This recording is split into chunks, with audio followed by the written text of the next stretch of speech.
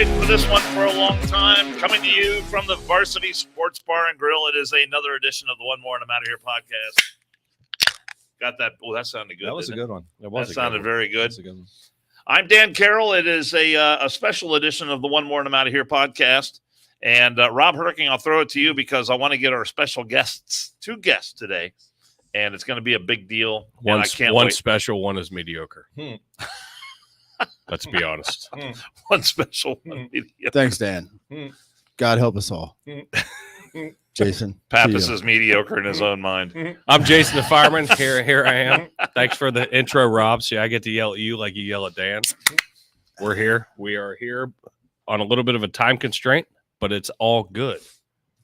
So we got 2 guests. Obviously, you can see you've seen him before, unfortunately. Yeah. This is being streamed. Sun's out, guns out, baby. You been in the gym? Jim is not just a guy. Did you get castrated? Because your voice is very high. I'm just curious. Sun's out, guns out. And it's not the audio that I'm doing. Oh, yeah. Pappas hit throwing some weight around.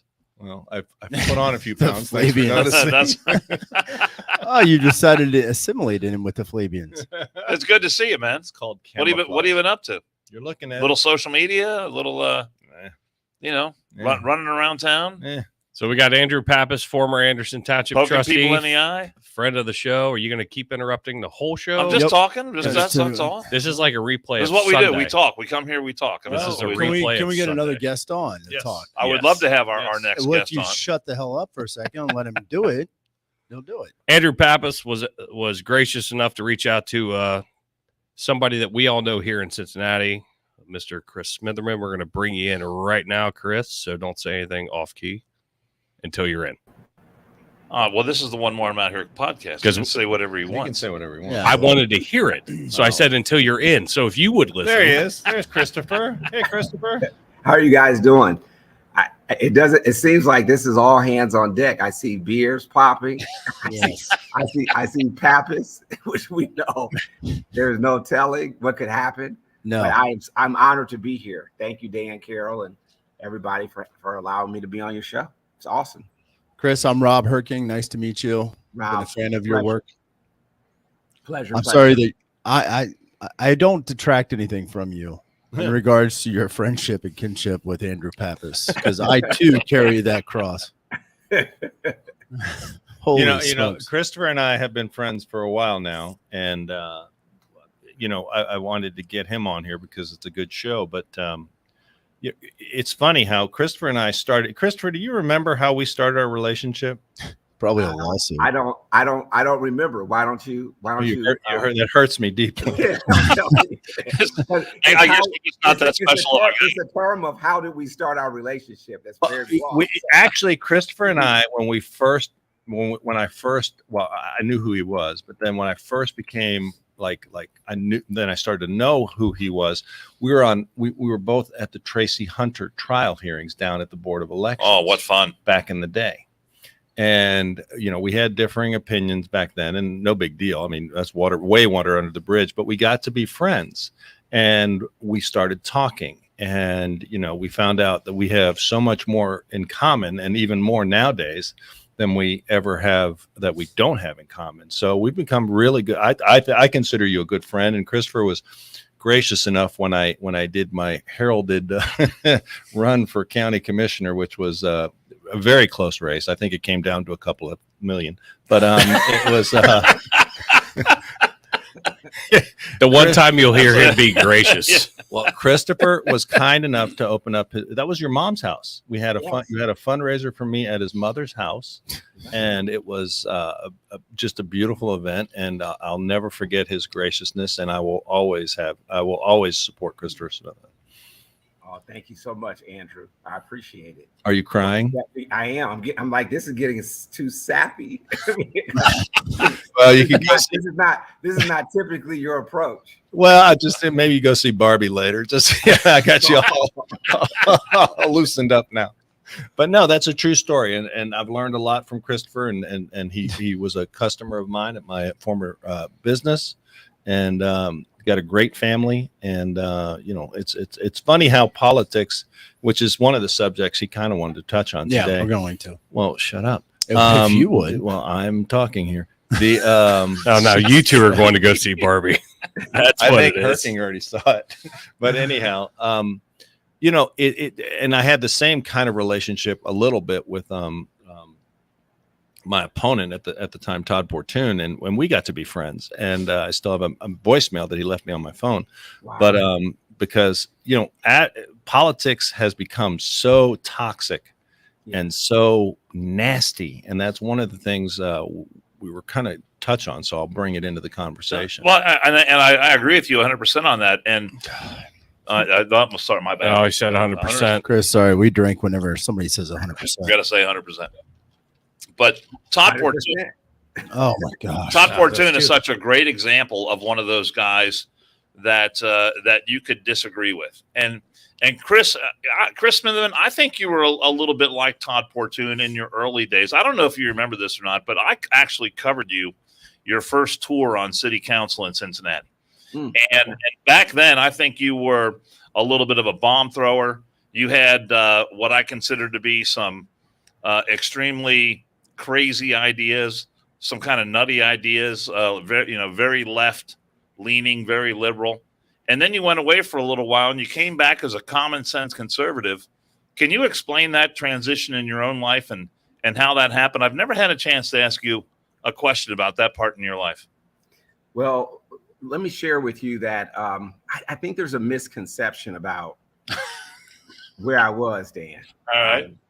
And so, this was a period of time where we were really trying to support our police in our city, but educate them on how training was such an important part of how they worked with our citizens. And so, if you remember, the backdrop of this were, I think, 3 in custody deaths with citizens that did not have weapons. And I don't think any Cincinnati police officer would go back today and say we were at our best 21 or 22 years ago. And so I was thrown into the pits of hell, trying to work and build bridges between our police department and our citizens. And it was just very, very complicated to do it. I give Chief Stryker today a lot of credit for the work that he did to move the department forward prior to his retirement. But I think we're light years away from, it's not like just my growth. It also was everybody's growth. And I think that's what's made Cincinnati a better place and why, police departments come from all over the country now to see how we do policing. Chris, real quick, if you can, before we get too deep on politics, can you run us down for the audience, the people that are listening, watching and listening, but also most of our downloads, like all others, come from, or most of our followers come from downloads of audio only. So can you run us through a background of you? I mean, I know your background, Dan and Jason do, and Pappas does as well, but for everybody else, very quickly, I knew you were on council, termed out, vice mayor, et cetera. Yeah, so served a total of 12 years on council. The first 2, Dan, I think you're illuminating. I ran, won, and then was unelected. I then served as 7 years as the Cincinnati NAACP president, where I worked incredibly hard to build bridges really between Republicans and Democrats, and took a lot of heat from the national NAACP at that time, because I was trying to bring everybody together to have discussions around, I thought, really important public policy. But served 7 years, came back to council, served 10 years, and 4 of those years I served as the vice mayor of the city of Cincinnati. I'm a small business owner, have been so for 30 years. I own my own financial planning firm. So that's what I do full time and have done for 3 decades. And I'm a father of 5 children. I'm a widower. My wife passed away 4 years and approximately 7 months ago to breast cancer, which was significant in my political career, my personal life and my political career, which I'll talk a little bit about. The politics, just how my colleagues at that time were so incredibly insensitive to what was happening in my personal life. And then most recently, Governor Mike DeWine has appointed me as one of the 7 commissioners for our casinos across the state of Ohio. So I'm a commissioner for the statewide position for casinos in the state of Ohio, and that's what I'm doing currently. Yeah, and I hear you on Brian Thomas in the morning regularly, which I appreciate and I enjoy. Always when I hear the tease that you're coming on, I will sit in the parking lot of the courthouse a little bit extra, let the judge wait, just so I can hear your remarks. So I appreciate you. The Smither vent, they call that. That's I right. love that. Even though I am not a city voter and have not, well, other than your campaign and commissioner, I believe, I haven't had the opportunity to vote for you. But aside from that, that's about it. I appreciate your service and thank you. And all you've been through. And I know it's been difficult. Yeah, it was rough. You know, that was one of the things where, you know, I learned a lot about my colleagues, because what happened was 3 of my colleagues ultimately were arrested by the FBI in that period of time. And, which is always a great accolade. Those are three initials you don't want associated with your name. Yeah, the ones that were giving him all that other ones stuff. that were coming down on him and giving him a hard time. Yeah. And they're the ones that are hard time. Yeah. And particularly, you know, I don't want to name names, particularly one of them, you know, the text messages came out, and what they were saying about our family as we were struggling was just riveting. And they came out after my wife passed away. But it's an indication, kind of your lead in, about how toxic politics have become, because you couldn't even see me as a human being with a wife of almost 30 years suffering from breast cancer, who ultimately passed after 2 years. But I was right there on the floor of council every day working. And when you see their text messages and what they were saying about us, it was horrific. And so I learned a lot about that. Like it told me just how bad and toxic politics. And you think about Commissioner Todd Pertune. You know, I can't tell you the number of times Commissioner Todd Pertune reached out just to say, hey, how are you doing, Smitherman? Congressman Steve Shabbat, at that time, Andrew Pappas. I mean, I can't tell you how many times Andrew Pappas reached out to me just to see how I was doing. Was I okay? It wasn't about politics. I wish you would. It was just about being a human being. And I'm just saying that part of it is really missing in our current politics. You speak about this a little bit in regards to the horrendous shape of our politics, and I know everybody gets a taste of it nationally that listen to the show or that live life in the United States that we love. Locally, though, I mean, Cincinnati is one little piece of the pie. There are multiple municipalities. Do you see weaponization of the justice system towards any one faction or party locally, as we do, in my view, nationally with the Department of Justice, the FBI, and the other acronym people? Oh, there's no question. I mean, what we see happening with how Hunter Biden is being treated, how President Biden is being treated, and how former President Donald Trump is being treated. You know, people hear me talk about these things and they're like, well, you support one candidate over the other. No, the fact patterns tell us that Hillary Clinton created a file during her campaign and passed that through the highest levels of our government, through the FBI and the CIA, who then weaponized this as if the candidate Trump was colluding with Russia. It was all made up. And the congressional members knew it, because they sit on committees that allow them to get the most sensitive information about what's happening in the country. But they would leave those briefings and come right out on CNN, on MSNBC, and say something completely different.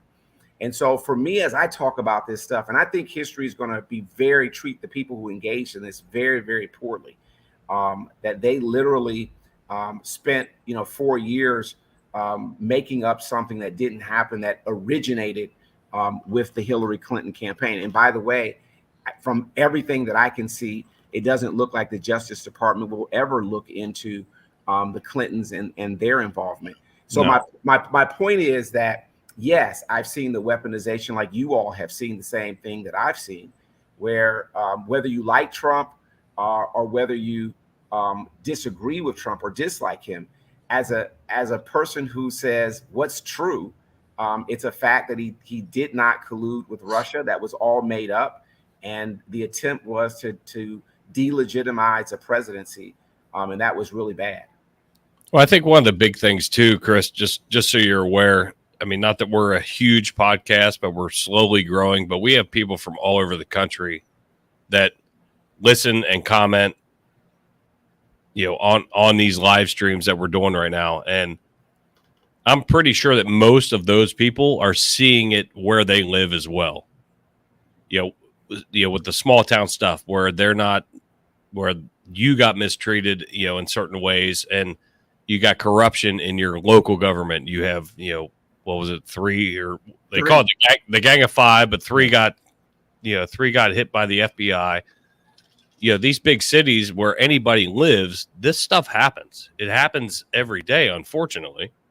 And so just to bring you up to speed with where we're at, I mean, we do have listeners that are outside of Cincinnati that can probably relate to a lot of what you're saying. So, oh yeah, definitely. And as a person who's like one of the number one jobs for me is being a parent, and I don't want anybody telling me how to raise my children, period. And so this notion that the government is going to tell me or tell my daughter who's 15, and whether she was 10 or 8, you want to teach her sex education, is just insane. And so no matter where people live in the country, I'm an involved dad. I'm an involved parent. My late wife was the same way. And she was a fundamentalist Christian, by the way, my late wife, Pamela. But there is no way in hell she would want a teacher or someone in the school system teaching our children about sex education. And so no matter where you live, our school boards are under attack. Our education systems are under attack. And I think that this is one of those areas where I like to see parents standing up and fighting back. Is it the school board under attack, or is it the school board sometimes attacking us as parents and adults? Well, I see it. I see it both ways. I see people running candidates that are so far left, who have these perspectives like, you have the right to teach my children something. And that's when I say the institution itself, those candidates and our school boards are under attack by the candidates that are running. And absolutely the parents, the school board members, when they're elected in some of our areas across the country, are railroading our parents. And those parents are standing up. I can't see anybody who's listening to this podcast who would think what I'm saying is wrong. No. I'm the parent. I run my house. Yep. I want to raise my children, and I want to do that in a way, in a time frame that's under my conditions. And I'm not turning that over to the police. I'm not turning that over to the teachers. I'm not turning that over to social workers. That is my damn business. And I'm tired of school boards trying to push that kind of rhetoric down my throat and down my children's throat. And I think you're seeing that well up across the country. It would be interesting to see Chris on with, who was the guy from South Carolina ran for the state house? Oh, Brian Echeverria. Yeah, Brian Echeverria. We've been trying to get him back on. We had him on when we first started this. Oh my God, that guy was great. He stood up in front of his school board. I saw this. It was a TikTok video that went viral, and he said, "You're not going to." He echoed what you said. Yeah, the sentiments of everything that you said, and we had him on. He was running for South Carolina state rep. Yeah, state rep. Yep. We had him on during his campaign. He took time audio. This was before we were video, and was just impeccable. And we're trying to get him back on. He ended up losing that race where he was, that district that he was in North Carolina. But I've been reaching out to him. He echoed everything that you just said. And I would love to be able to connect you two together. Yeah, if nothing else, just give them the numbers. I mean, I hope this isn't my last time on, and I'd love to be on. Absolutely not. We need to get you here in person, buddy. Yep. You need to come down here. I'll take you to dinner. We're trying to do a painting class with Marty Burnham and Tom with Yvonne, so you could join our painting class. We're going to auction some stuff off for Dragonfly Foundation, etc. I'm not kidding. And what's crazy about it for me, when I talk about these issues, your listening audience doesn't know that I was educated by public schools. It wasn't like I went through private schools. Yep. My mother retired from Cincinnati public schools. My late wife was a Cincinnati public school teacher. I support public education. What I don't support are teachers, are administrators trying to teach my children things about sex education that is way too early. And it doesn't matter what the sex education is about. It could be about LGBTQ plus issues. It could be about heterosexual issues. I don't want you teaching my child about sex. That's the issue. Yep. And there's so many people out there that share that perspective. And it's just an indication of just these culture wars where people are wanting to just X you out if you have a different perspective. That's one of the things I loved about Andrew Pappas. He just didn't care. Yeah. And when I say he didn't care, like he cares, but he didn't care. He didn't care so much that he wasn't willing to share what his perspective was. And that's why we get along, because it's refreshing to hear people who are willing to stand up and just tell, hey, here's how I think, here's my perspective. Because you hear so many politicians that are just lying and misleading, and you just don't get that from Andrew Pappas. You might disagree with him, but he's certainly going to tell you what's on his mind and what he thinks. Well, if someone was going to call him a bad name, he just let it roll off his back, and he went on to the next thing, which was a beautiful thing. And where we are here in Anderson Township and the Forest Hill School Board, I think we have a school board now that is fighting back. The school board that we have now, I think, was elected because the people here, the people who have kids in the school system, were fed up with the CRT and all the woke and extremely left-leaning stuff that they were being taught in school. And we have a school board that is fighting against that now.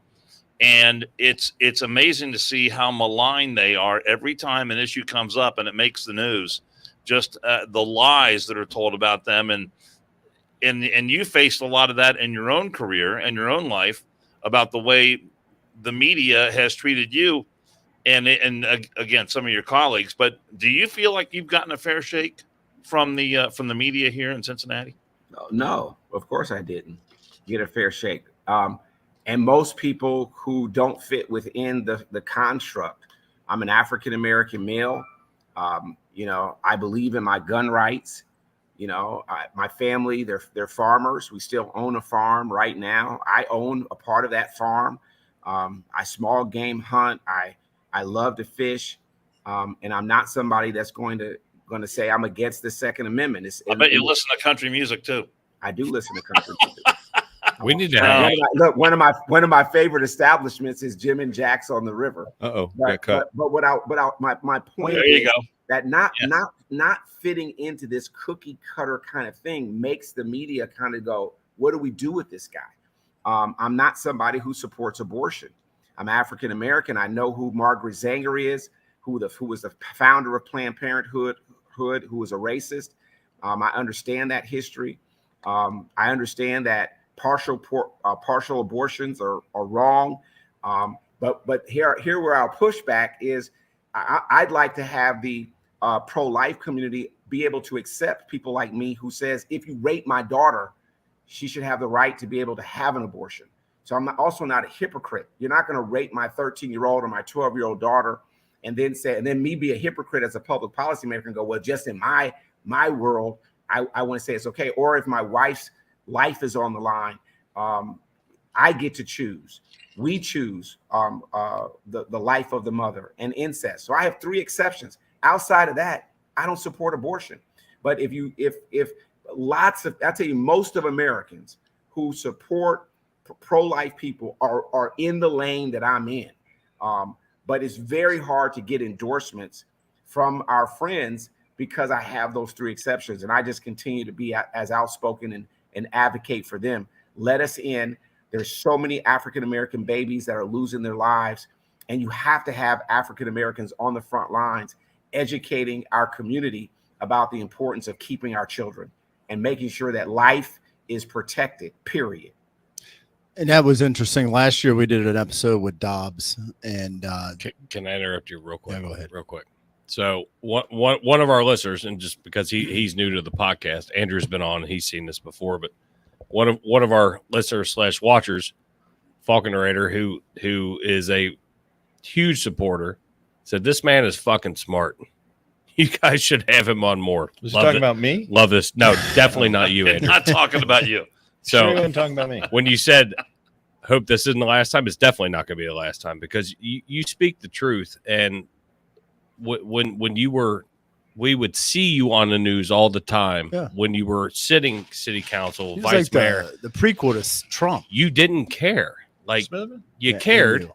for the right reasons, but you didn't care what anybody thought about you. You spoke your mind. So that's, but I wanted to just let you know, and I put these up on there, and I'm pretty sure you can see those, but I'm not positive. But I appreciate it. You know, my family, we're a Catholic, you know, and I hate using these culture terms, but you know, we're a Catholic African American family. Our parish is Bellarmine Chapel over at Xavier, is where I was baptized. I was confirmed, had my first communion, served as an altar boy for 10 years. And, you know, I would share with the Catholic community, we're going to have to stand up for our values. You know, we're going to have to say what we believe in. And, you know, abortion is just a step too far for me. And I just see so many, you know, when you think about Margaret Zanger, and I'll get off this subject matter, who was a cold racist, who was the founder of Planned Parenthood. And then you look at where abortion clinics are located across the United States of America. Yeah. They so often are on the bus lines of brown and black communities. And so we've got to get serious about saying, you know, the accessibility to transportation to a job I'm an advocate for that. We got to have better transportation across the United States of America to get people to jobs. But why is it that transportation is always so accessible to our abortion clinics in our urban core? Bus stops right in front of it. It's because they are pitching this story so often to brown and black people as if we do not have any other options. And I share with you, I'm hoping that there's citizens that are listening to me across the country saying, rethink how you think about abortions and let's protect life. Yeah. Rob, go ahead with your comment. I'm sorry. I didn't mean to interrupt you. No, I'm good. I mean, it was just the uproar in regards to the Dobbs decision last year. I think it was last year. You got it wrong, but that's all right, Beth. Nectar of the gods.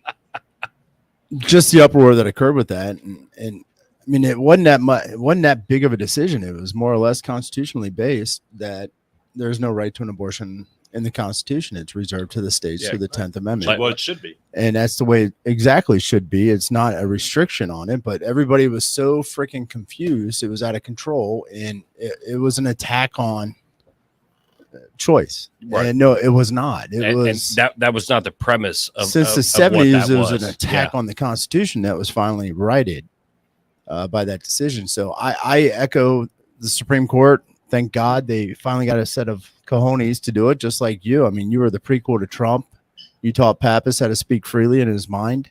Please, come on now. And when the Dobbs decision came out, we did have my girlfriend on as a special guest, who is at the time, you know, before we got together, she was a single mother, and brought some very, very poignant points to this podcast of three idiots that didn't know what we were doing.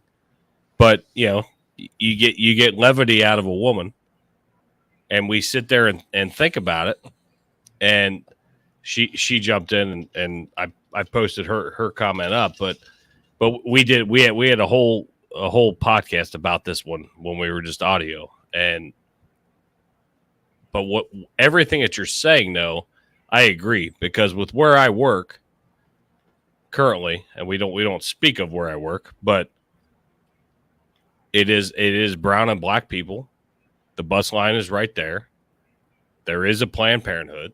I mean, everything that you say is so true.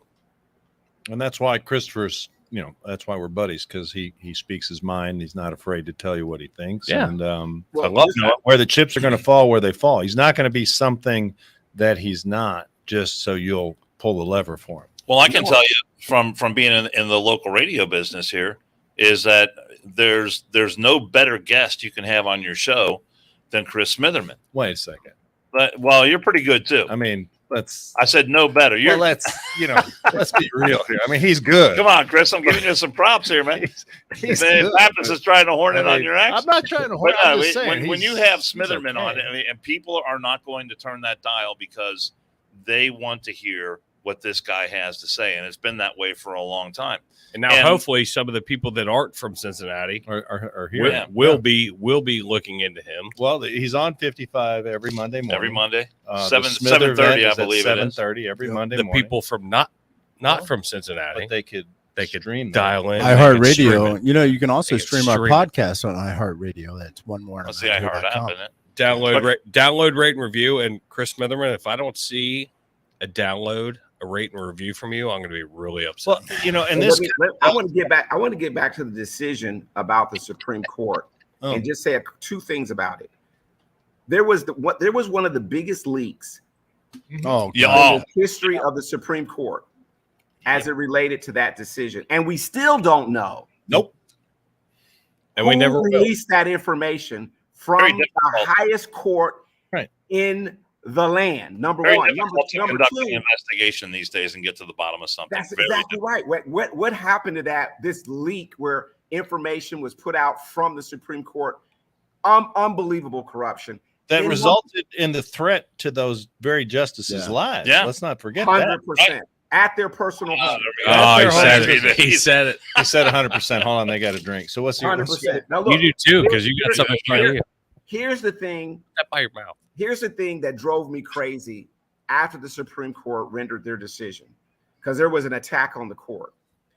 They did not, which is what we're talking about, they didn't ban abortions. Right. When you turned on MSNBC and CNN, they were talking about, like, literally abortions have been banned. Right.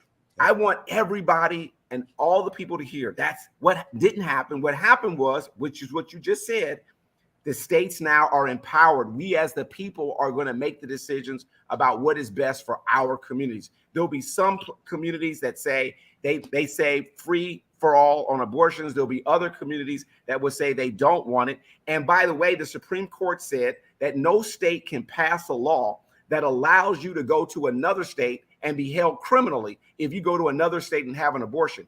But if I live in Ohio or I live in Florida, as an example, and I say, listen, I want to live in a state that doesn't fund abortions with my taxes, I can find a place to live that doesn't do that. This is about the states making the decision. It was never about, did they ban abortion? But if you looked at MSNBC and CNN, they were pushing out that culture war stuff that I talked about. And that's why people were confused. People aren't confused because they have the right information. They're confused because news outlets like that are putting out wrong information intentionally so that they are doing a culture war to push voters to their side of the ledger. Chris, you brought up something too in regards to, I know your mother taught at CPS. I believe your wife did as well, and you attended CPS. Public schools are big. Everybody uses them. Public education is huge, but the public indoctrination, I think, is a bigger problem than it's ever been. I would love to see somebody get on the forefront of a movement to teach critical thinking to these kids as young as third grade, to get them to question what they hear, what they see, even their parents. I mean, you can question. That's the part of being American. Question it, have a dialogue, a civil dialogue about it. Come to your own free thinking points. Don't be a lemming that picks the bullet points off of your favorite talking head on whatever station you ascribe to.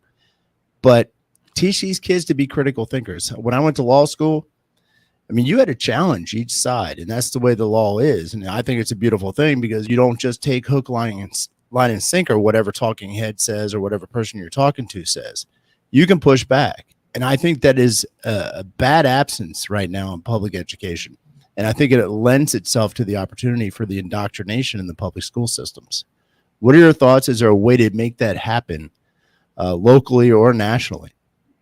It's unelecting school board members who don't come with the perspective that kids are first. You're supporting the kids and their education, and the parents are the ones that have the power, not them.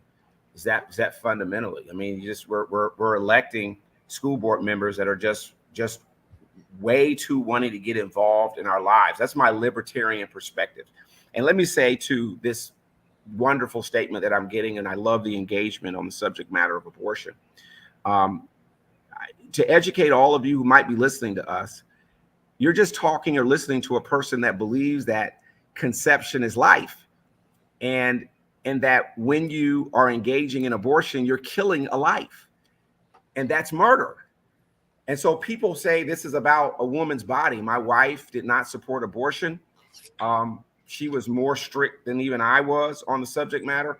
But where we miss the issue are people who do not support abortion are saying that's a life. And what's so interesting is that in the cases where there are car accidents and the woman is pregnant, now we say it was a double homicide. Yeah. We have all of these inconsistent things that are happening. But at the end of the day, this is about where is life determined. And there are people that support like me that say I don't support abortion. Is because it's not because I'm not trying to say women don't have the right to control their bodies.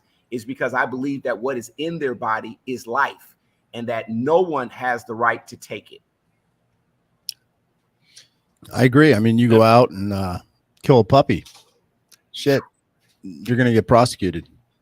But the sanctity of human life is a little bit different, because you can do post birth abortions in certain states. They're actually talking about that in California. And Yeah. as a fireman paramedic, rolling up on that said incident where you have a pregnant mother, we don't have the choice of, we're going to protect mom, because if we protect mom, we're protecting the baby. But we're not obviously pulling the baby out in any of that. Now, I had one buddy of mine that got involved in an auto accident in an ambulance, woman delivering. Oh, Changes the whole game, right? yeah. And even with just a normal maternity run, it turns in from one patient to two. Where do you direct your attention? Obviously, our mental aspect is, we got to protect the baby. Somebody is still tending to mom, but women have been doing this for years and can pretty much control themselves. We put somebody taking care of mom, somebody's taking care of the baby, we're good to go. But a buddy of mine that got involved in that accident, it was harrowing. Like, hair raises up. What do we do? Yeah. Holy shit. Something you probably can't train for. So and there is no training for that. But with this decision and everything else, like, I get it. I think Christopher has a great point, and you guys all do. But it's a local state decision, And that's where do you have the most influence over your politicians? It's at the local state level. Yeah. Okay. Absolutely. If you don't like something in your state, it's not inconceivable. It's not even a big ask for you to go to Columbus or your state capital and lobby and speak, and you could, be a really squeaky wheel. However, when it's a federal decision coming from the on highs up in Washington, D.C., people, and I think that's a lot of the frustration nowadays, especially with a lot of these mandates that are coming down from D.C. that are affecting people's lives every day. You feel helpless, because who do you go take your grievances to? I mean, really, you're just one state of you're one member of a collection of states that's elected somebody in DC to represent you, and you don't feel represented. So I think at a local decision, I think the Supreme Court obviously made the right decision, and I think that it will go down in history as showing, what, if there is a state that does goofy things like California, you said has some law now where they're proposing killing a baby after birth, Right.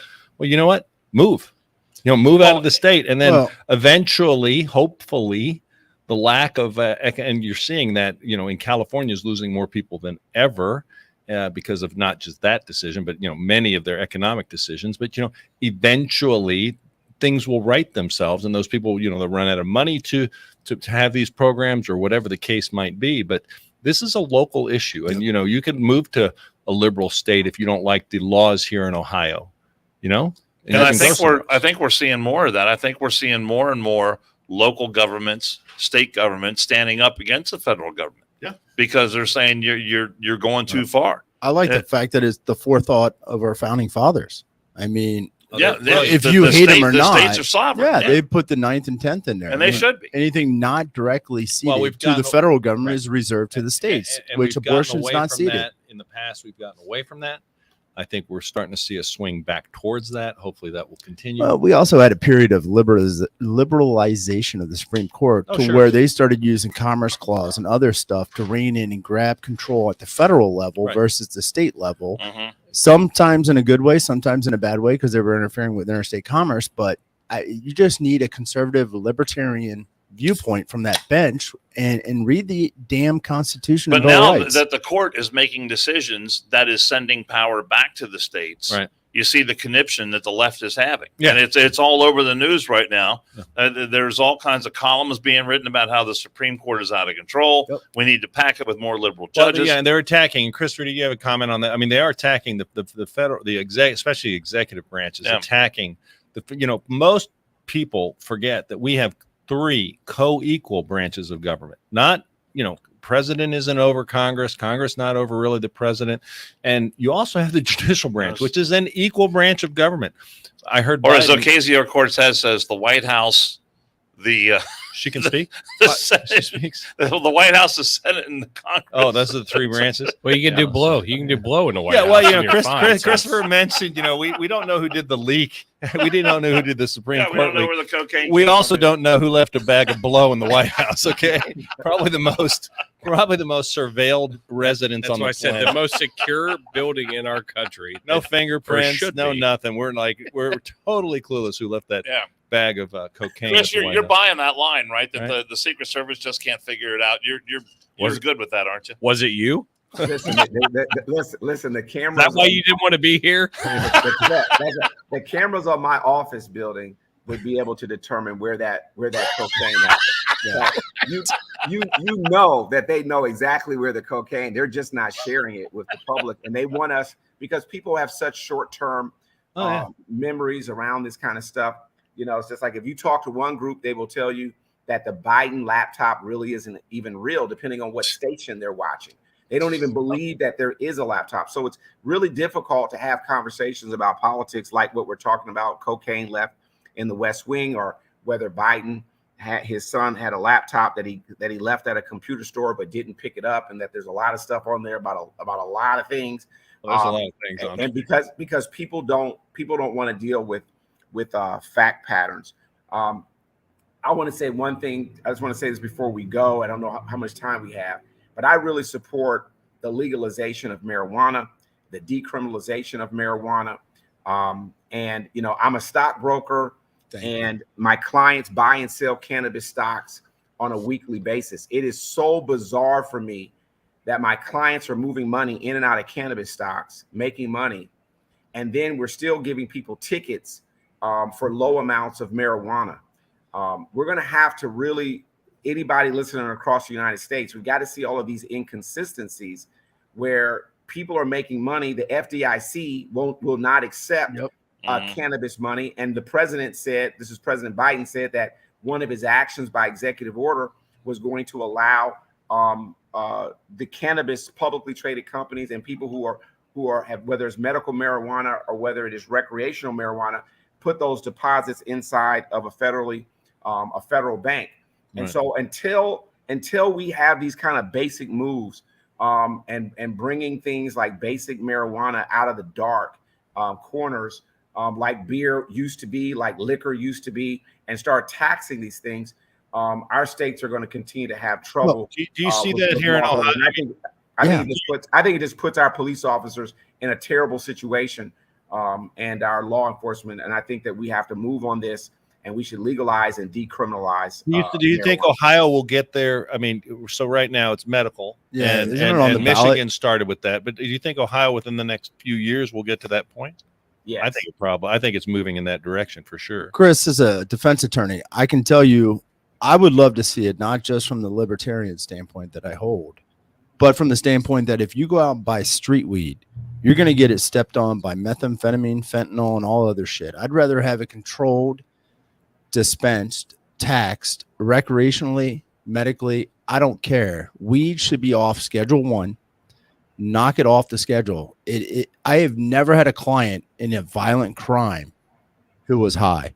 I mean, other than his dollar bill got stuck in a vending machine. I mean, it's asinine, and I don't know where they come from.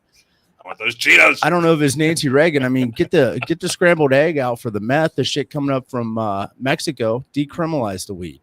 Let's take those fundings and those people that were housing and paying countless thousands a year to house in prisons, and use that to fight the stem the flow of methamphetamine from Mexico. That's causing people to go to psychiatric units.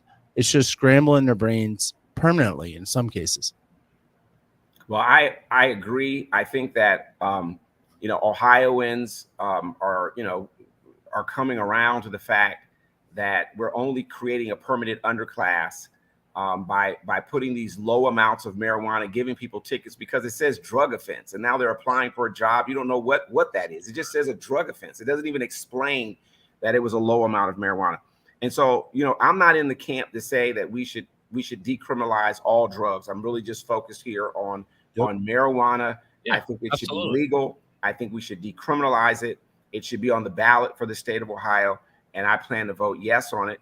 And I'm saying, as a stockbroker, I'm buying and selling cannabis stocks, and my clients are making money off cannabis stocks. How can you do that and at the same time give out tickets and put people in front of judges saying they have a drug offense? It's just, there's the disconnect is so great. We've got to bring these things together very quickly. How much did you pucker when the first cannabis companies came out of Canada and you had to figure out how to repatriate that money for your clients when they were buying those stocks?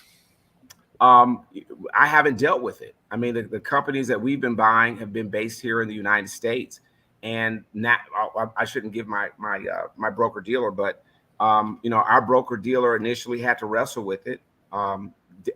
Initially it was like, oh no, you can't sell cannabis stocks, but they've landed in a different place. The horses out of the barn. Yeah. The clients are calling me saying, hell, I want to buy this stock. We live in America.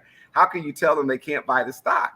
Well, it's fueling crime too in Colorado and other places because they can't feed it through the Federal Reserve System. The dispensaries that have the cash, they cannot use credit cards. No payment system processors will have them use it because they got to go through the electronic wires, and that's a federal crime still. Yep. And they're afraid. They're walking around with tons of cash. They're at risk of getting robbed, and it's just ridiculous. Let them put it in the bank. Let them get it in the circle of money. You can find it. You can tax it. It's not. I mean, I thought that's what we were doing with PayPal, Venmo, and shit with the $600 thing. Well, and Chris just said it though. It's America. Yeah, people want money. Yep, and people want to smoke weed. It's not that big of a deal. I'd rather them smoke weed than do other shit. But again, regulate it. Yep. And we put that money towards something, for us. I go to Michigan a lot, and it's legal there now. Yes, recreation. So is a legal lot there. of other stuff. Psychedelics Is are. that your main reason for going? Oh Someone's my getting god! a Oh phone my call. god! Oh, That's so, fine. Chris, I know you got an appointment, but No. If I'm other good. states are doing it, and it's regulated, the state's doing it. Now, I did read some reports about how there's some problems. There's always going to be some hiccups, but my point is, it's new. Is that and it's been done in other states. I don't think it's impossible to hear. I personally, I had a lot of employees through my years of being in business, and I will tell you that none of them smoked dope. Did no, they? the ones, no, unfortunately, no, that's not true. But I never ever asked if they did. I know that they did. It never bothered me, and they were not. They were not unreliable employees. It did not, what would the word would be? It didn't inhibit their ability to hold a job down. There you go. I mean, it just didn't. They were functioning. They weren't, and I've had alcoholics as well. And I think the alcoholics were worse than the people that were, the alcoholics really needed to get some help. I say when I retire, I would rather smoke weed than drink beer. I don't and do I love either, beers. so that's okay because I'm drinking a White Claw right now. No laws when you're drinking the. But claws. I would rather smoke weed, bring myself down from a hard day, whatever, and just sit there, watch TV, whatever. Like, no hangover. But I don't feel like shit. And this is a personal thing. Like I would rather do that, but being a public servant, I can't do that right now, which is fine, and I'm good with that. And Christopher's right when he says that if someone gets a ticket, it says a drug charge. So there are companies out there that do background checks on employees. I never had the ability to do that. I mean, legitimate companies. Well, yeah. But I mean, my point is, Yeah, someone has a little bit of whatever, and now on his record is a ticket for a drug charge, and he can't go get a job, or she can't go get a job. Maybe the one that they want or the one that fits them best, and might have to take a lesser job somewhere else. It's not going to do like my employment that would not do a background check. He's exactly right on that portion. Hey, Chris, before you go, real quick, I got a quick question. Yes. I know you're on the commission. Governor appointed you on the gambling thing. What's next, though, after? I mean, for you, I know you've got your business. Are you still eyeing politics? Are you still looking to get back in? I thought you were going to ask if you split sixes against the 14, for the dealers. Right now, I'm not planning to get back in. I'm asked that often, and it's not like a dodging kind of answer on my part. After my wife passed away, I'm a single dad. I have a tremendous appreciation for single parents that I didn't have because I just wasn't in the situation. And so, raising a child and getting her to school, getting to all of her activities and trying to work. And I'm blessed to own my own business, which allows me the flexibility that most parents don't have to be able to be places. So I could tell you if I'm ever back in office again, you'll hear me very specifically talking about what type of family leave policies we have in place and how we treat our employees when their children are sick, to making sure that single parents are having the support that they need. And I want to say something here about being patriotic for our country, because I think at the heart of it, we're having these culture wars around our flag that people want to burn, around people that are saying that they don't love our country. They love China. They love North Korea. They love Mexico. And this is really the generation of World War II. Those men and women are dying off. The Tuskegee Airmen, which I'm incredibly very proud of as an African American. And African Americans have served in every war this country has ever had. This notion that this country has to be perfect for you to love it is just the wrong logic. I'm not saying that the United States is perfect, but it is the absolute best country in the world. The United States is. That's where everybody's trying to get in here. And so I just don't understand this movement that I hate my country. Mm-hmm. And I want to down it. I want to say it's horrible. I want to burn the flag. All these kinds of things. And you saw the woman who got arrested, the basketball player. Female basketball player, and she has done a 180 now, understanding how great this country is, as this country got her out of a terrible situation that she was in a prison that probably none of us could imagine. And so before she had the situation, she was kneeling for the flag. She comes back now with her hand across her heart. So I just want to tell parents out there, moms and dads, no matter where they are, what unites us in this country is our patriotism as being Americans.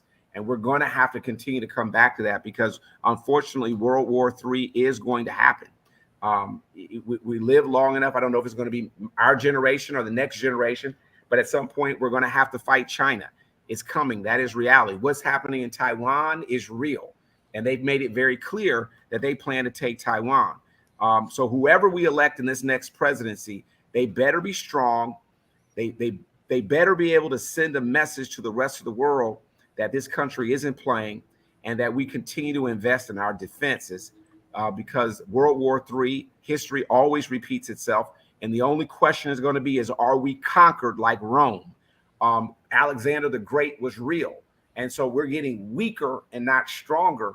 And so this notion that you don't love your country is a terrible thing, and we have to make sure that that's something that we are discussing in our homes, making sure that our children understand that the 4th of July, that Juneteenth, whatever you want, whatever you're celebrating, these are all great holidays, and that we love our country. Chris, that is so beautiful the way you said that. When I had you on my radio show on Memorial Day when I was filling in for Brian Thomas, you closed out the show with your rendition of My Country 'Tis of Thee. And I was so moved by that. I hate to put you on the spot, but would you close out your appearance here on the One More and I'm Out of Here podcast? with your rendition of that beautiful song. I will. Just give me 1 second. All right, here Why we you put me on the. I did put you on the spot a little bit. I know. Dan never does that ever I know, but to any of us. It was so beautiful and moving. I want This isn't a everyone. duet, right? Put it this way: So we if know Dan it's sang him. first, whatever you did would sound great. My country, 'tis of thee, sweet land of liberty. Of thee I sing, land where my fathers died, land of the Pilgrim's pride. From every mountainside, let freedom ring. Boom. How about that? All right. Can't think of a Great better job, way to Chris. close it out. Chris Smitherman, you're the best. The next time Thank you all. Thank you next for time having we me have on. you on, you are in person. You got it. You got it. Hey, I Thanks, got buddy. it. I appreciate you guys having me on, and you're great Americans. I appreciate you. I look at you as my brothers, and we're united in this great country, and we're not going to let people divide us on race, on class, on sexuality, and on religion. Nothing. Right on. Thank you. Chris, we love you, my man. All right. Love you guys too. Thank you, Chris. Be safe Thank out you. there, and we'll be talking soon. You got it. Thank you. Bye. How about that? I Great. didn't know we were going to be singing. So, I didn't. Well, I'm just thank glad God. it wasn't Dan. Thank God you didn't. That's fucking Chris know that. Smitherman singing. going to drop some low notes on. I mean, come on. I was ready to shed a tear right then.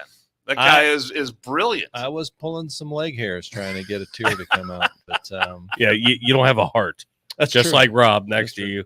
Neither one of you two have Heartless. hearts. That's a guy who loves his country, Well, who is so Chris, smart. Chris is great. You know- Thank you for bringing him. the getting him. the funniest thing of all is, I think, if I'm not mistaken, one of the people involved in those text messages, that Yeah. they were disparaging his family and his Oh, relationship. they were horrendous. I believe, I could be mistaken, but I'm fairly certain that one of the individuals is now our congressman. Am I wrong in that, or am I remembering that correctly? I think Landsman did partake of. He some was of it. he Yeah. was part of the Gang of Five. Yeah, and he did trade some emails about that, and it never really. I don't think he wrote any of those. No, but he might have but he replied. participated. Yeah, he was in on the discussion. And for him to get from the local media Pass.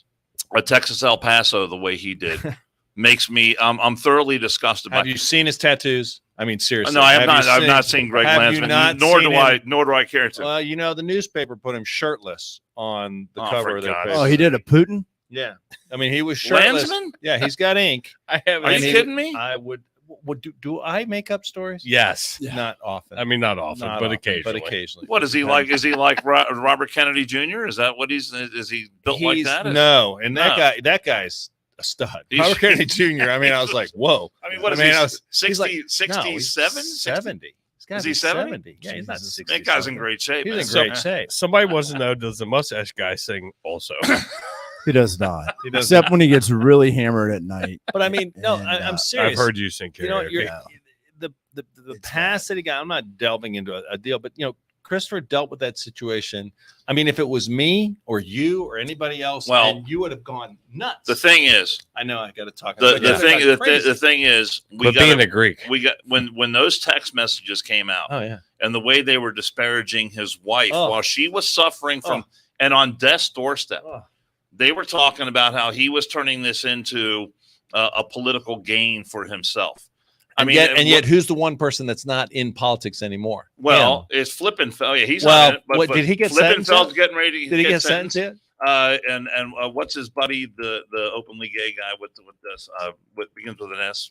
What the hell's his name? Oh, Seelbach. Seelbach. What about He's out now. He's out. I don't know what But he's but he was the one who instigated, well, I'm sure. and he was the one, and he's such a dirtbag, and he's a scumball. Well, I mean, Seelbach is a total scumball, and I don't like that guy, and I don't care if anyone hears me say that. oh. But he was the one. When you get a little peek behind the curtain of the way these people really talk Right. about other people, right you see how down and dirty they really outside of the light of day. are. Oh yeah, shine the light of day on He's there. an absolute scumbag. And now Flippenfeld is going to be sentenced here Yeah. soon, right? Yeah. We have 2 ads that need to be read, I'm going to read it right now. and then I want 5 minutes, maybe less, because I know you have to get out. But I want yours opinions. Yours? Yours. Yours is? Sound good. I know you haven't seen it. He may not have seen it, but I'm Are you curious. kidding me? I saw it. And I hope we're not talking about Barbie. Let's just yes.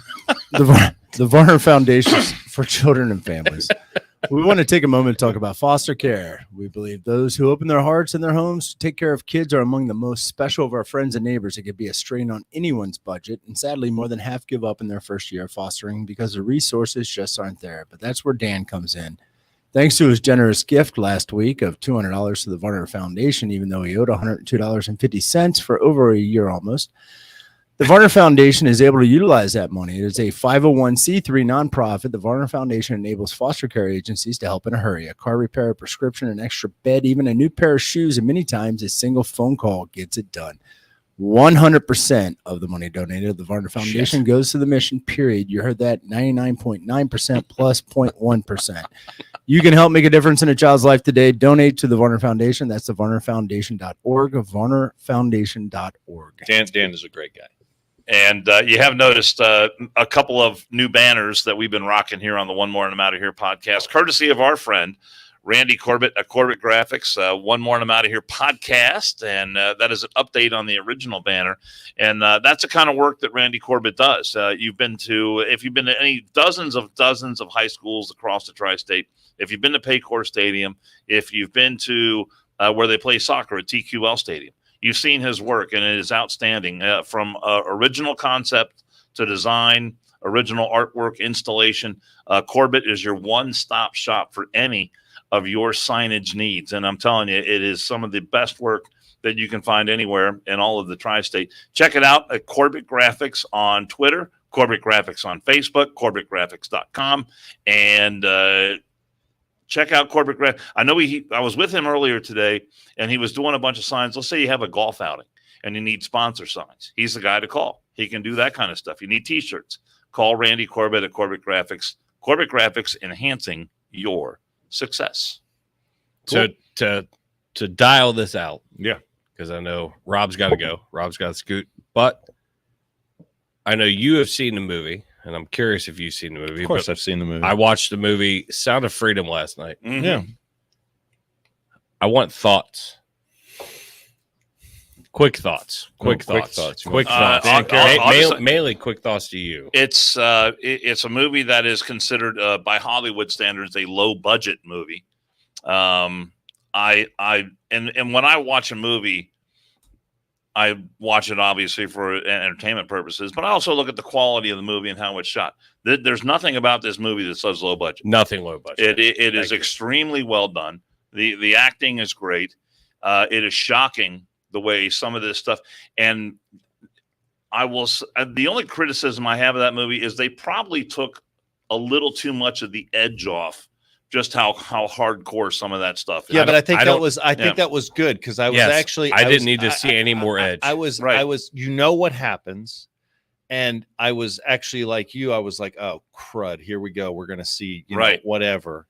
And they didn't do that. And I was that enables you to take your family to the movie. Yes, that got a enables PG-13 rating. That enables you to spread that message to others. It doesn't need to be graphic. I honestly felt that they cut some of those, like where you thought it was, oh shit, here we go. Yeah.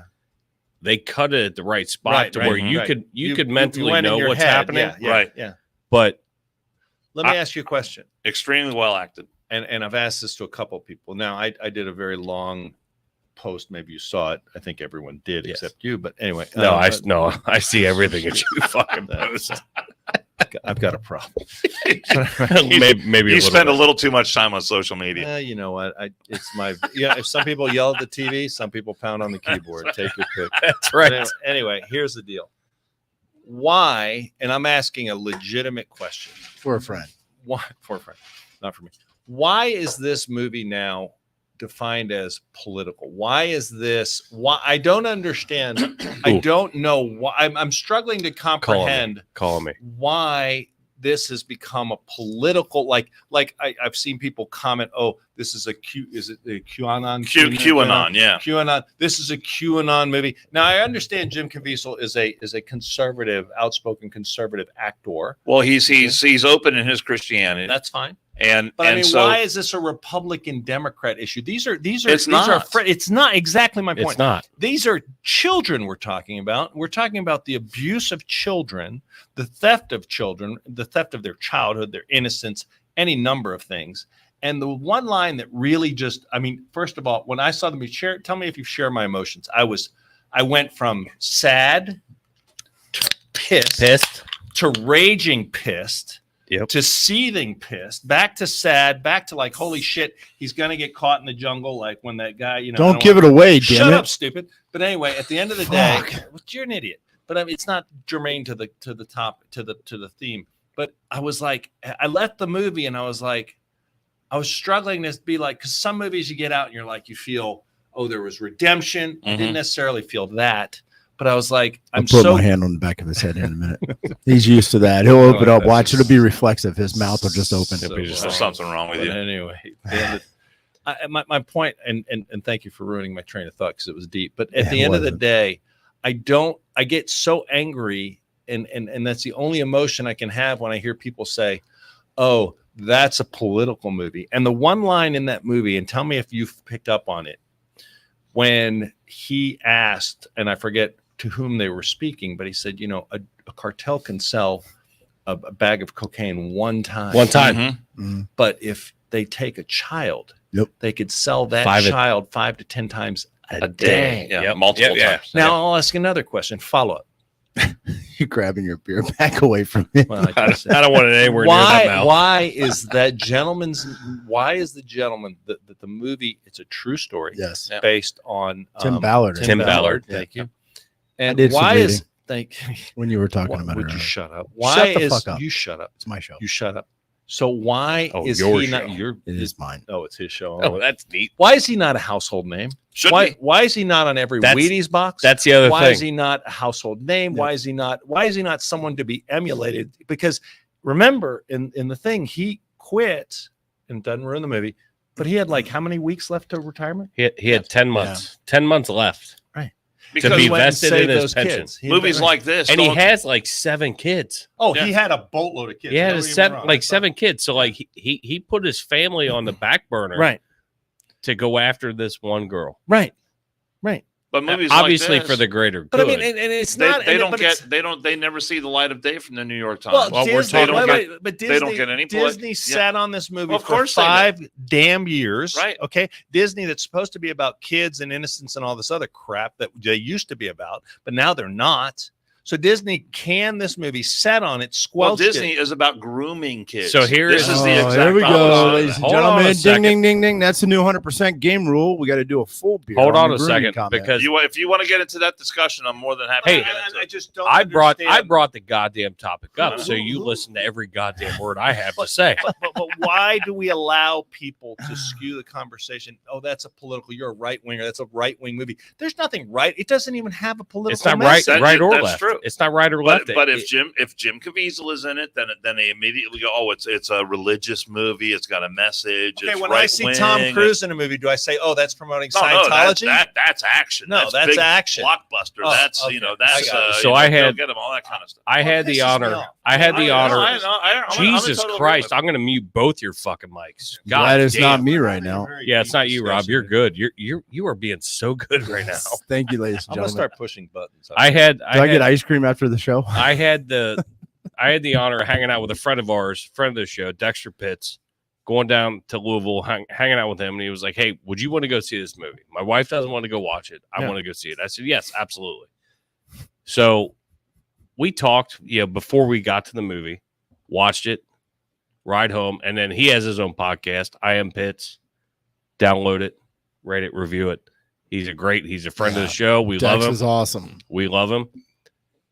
And we did a podcast on his platform last night, and we talked about it. And he was like, I want your opinion. Why was this movie sat on for 5 years? I said, I can tell you my conspiracy theory, and I don't really think it's a conspiracy theory, is a lot of these execs are involved in this bullshit. Well, They're involved in for it. So they example- didn't want that to come out. Right. So they said, you know what? Hey, we have this movie already here. Disney, you're not going to put it out. Paramount, whoever else. I mean, I'm just throwing names out. Right. We'll just go ahead and put it out on our own. But They and don't. yet- They don't want that. They don't want that attention. And yet, to this day, we don't have the list of Epstein's clients. Correct. Unbelievable. And somebody in our chats said that That was germane to that Yeah. movie because Falconerator. he Ask him was, why they haven't released Epstein's list. he supported this guy. Where did he get? That'd his be the kids? next That's movie, where the man. whole notion of these It's like rich the guys going alternative. to a private island. Schindler's List, Weinstein's It's List. all part Epstein. and parcel of Or that same Epstein. thing. I'm But sorry. when Yes, is me. when are we as a society going to stand up and say that's enough of this bullshit? Well, people want to pretend like it's not happening. But And it is watching and ha- Ohio is ranked. I mean, watching Ohio has how a- that movie was I know. made, you can't and the talk over guy me. You can't like talk over me. seeing the video Yeah, you can. He's got the magic mute afterward button. of him testifying Yeah, in front to of Congress Yeah. and what he did. Yeah. Like my palms Valid, were yeah. sweating. Like, is So he going how to did get out of the Let me jungle? ask you a question. So how? Yeah, right. But you were like, okay, but I know he lived, right? So you're like, okay, but you wanted to see how he did, This But I mean, motherfucker, he's he- got balls the size of church bells. right? But how? When you left the theater, and I'll ask you both since I'll take over the program now. Yeah, But 'cause The that's theater what was you packed do. when I went there. Just like a trustees Packed. meeting. Always, did they pull the fire alarm? Because That that didn't- no, happened that did not- here in Are Anderson you the other kidding night. me? No, Oh my No. do you not follow me on social No, media? everybody sat Yeah. and waited for the special message that Yeah. came up afterward. That's Everybody Chris. sat. That's Yeah, correct. same here. So Nobody let me ask you a moved. question. When you no. When you left, what was your mindset when you were driving home? I knew this was an issue, didn't realize how big of an issue. You put a face to the issue. yes, Okay. What about you? absolutely. My wife and I, we sort of knew what we were getting into when we got there, but I mean, that movie gives you a lot to digest. Yeah. So we sat there and on the way out, we didn't start talking about it probably till we were 5 or 10 minutes into our car ride home. Don't, And were you're you like, just going and home? what was the word? Like, wow. I mean, just wow. Yeah. Yeah. Yeah. And she was asking all the same questions you were asking. And when you see the number, Why did they sit on it for so long? What 5 Oh, years the number ago? of kids? when you see the number, it's $150 billion business. Yeah. For one. Yeah. Two, the United States is the number one. destination. Yeah. It's the No, highest. is the Yeah. What in the fuck? is the, That's sick. is the, That is sickening. That's sickening. And you know That's a punch to the gut. Us right as there. Americans and all Yeah. the other bullshit we talk about, the LGBTQ Yeah, and yeah, all yeah, this, you yeah. know, the grooming and Yeah, everything else. What in the motherfuck and happened? and the to video when we they- grew the- up. the video, the way it opened with the video of the kids getting swiped. Those- like you're those- saying, those are real life yeah, videos. the real videos of Yeah. kids getting swiped, and you're like, holy cow! I mean, Did they- it was- This is Did this they- is this is the I'm one sorry, more I'm I'm out of sorry. And here. I haven't seen the movie. no, I'm you just haven't, so curious. you Did can't they talk about did it. they do an update on the little girl? I know she was the last one. She was a sex slave of the guy in the jungle. Did they do an update no, how they she's did not. doing? They Because I'm didn't. assuming in Honduras they don't have They like did- the they did. psychological treatment and counseling that we Didn't have get here. it. they did not get into that, and it's not really germane. So It's strike your fucking germane to question me. down. I'm curious about how she's I'm sure doing. we could probably figure it out. Um, I'm curious how that little girl's doing. I mean, You know, you- fuck you- all that time. I don't want to spoil the movie for everyone that hasn't heard it, Please. including yourself. But what I do want to say, and what I've never seen this before in a movie before, where they put a QR code. They had a special Yeah. announcement from I'll right, watch it the main regardless of the spoilers. but you have to see it in the theater. Oh, everybody! That's yeah, the big thing. You have to go to the see it theater there. Yeah. because that's where that's where That's where it hits you. it's where it hits you, but B, because it's not a big studio movie, Right. that's where they're getting their support. Well, not only that, keep doing some of this I will shit. tell you, watching it on TV will not be the same. You have your undivided attention Yeah, sitting there in the absolutely. theater, and it pulls you in to such a level. I mean, there was Fuck. portions of it where I There's was a like, special showing I tonight was- at 10. I was like this. Go. Well, I hope Go. they don't. I hope they don't pull the fire alarm again up at I AMC implore you to go. What a theaters. bunch of shit. I want Dude. everybody that's listening to But this. they- but we've got you do that? we've That's got my 15 question. people. Hold on.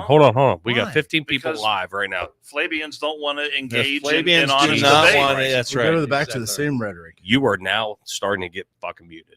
What? You are starting to get Because I muted. said Flabians? No, it's agree I with need you. everybody to go out and please Yes. go to the Yes. theater and watch this. And I'll tell you this: I don't normally jump on a Are you looking at the camera? Yes. Okay. Because Sound I'm of talking freedom. to them. Well, here's the deal. I don't normally jump on something like did this, you- but it's Did big. you do as I did, which I'm not any better than you? Well, I am, but not No, really. you're But I mean, at the end of the You're day, full of shit. but anyway, in my own mind. Shit. Failed business owner. TJ failed. That's right. I love that guy. The Dan Sewell. The Dan Sewell reference. We're going to talk about Dan Sewell here. Hey, Danny boy. How's working at 72? A Go for former it. trustee. But anyway, 7:30, 10:30 episodes. let me ask you a question. Mm. I came home immediately and I got on the website and I bought tickets. for I other QR people. coded it forward, while I baby. was in the theater. Good Yes. work. So yeah, so you did the I same bought thing. 5 tickets for people that may Okay, I bought a lot more than Hopefully. 5, but Good that's work. not the well, relevance. you make more money than I That's do. not, Can I well, get I'm out of failed court? business. I'm retired. I know Yeah. you're retired. Hey, I'm not yet. how many previews there? And you felt the Like urge 20 to do that. minutes? Dan, did you do that? All right. So Yeah, if I my get wife out did of the court- QR. I'm not good with that. She did the QR code on the QR code But on you her felt phone. compelled. I think to it's do cool that. as shit I've that never they been did that. moved to do Yeah. that before. I've Yeah. never seen it. And the fact that they're like, hey, if somebody can't afford to see this, pay for them to come. I can't afford to Come see to it. this movie. 7:30 episode tonight. Well, I bought 5 yesterday. Herking's going on the website. I can't. I'd like to. Keith, I need a ticket. Don't make me a ticket. Meanwhile, his tab's gonna be pinned up on Fuck yeah. behind the register. I'm walking out of this motherfucker. I'm going through Our the back tickets were door only like too. $6. It was. We went during a matinee, so it was.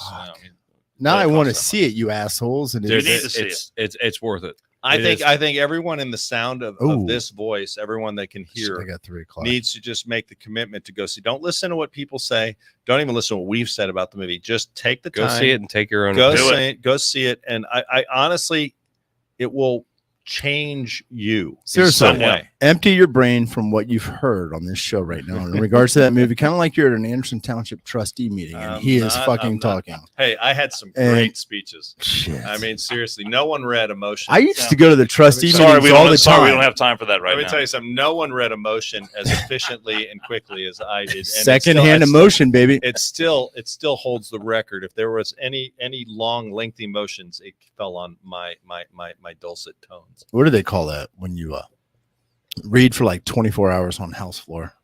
Oh, that's called Filibuster? filibuster. Yeah. So you did the Anderson Township filibuster by fucking talking incessantly, trying to sound out the case- big words. In case you ever heard us when we had to do the lighting districts every year, they're quite lengthy, and some of my fellow trustees, I don't want to name any names. Josh Girth. No, actually, it was the other one. Oh, really? Heidi. But anyway, whenever there was ID.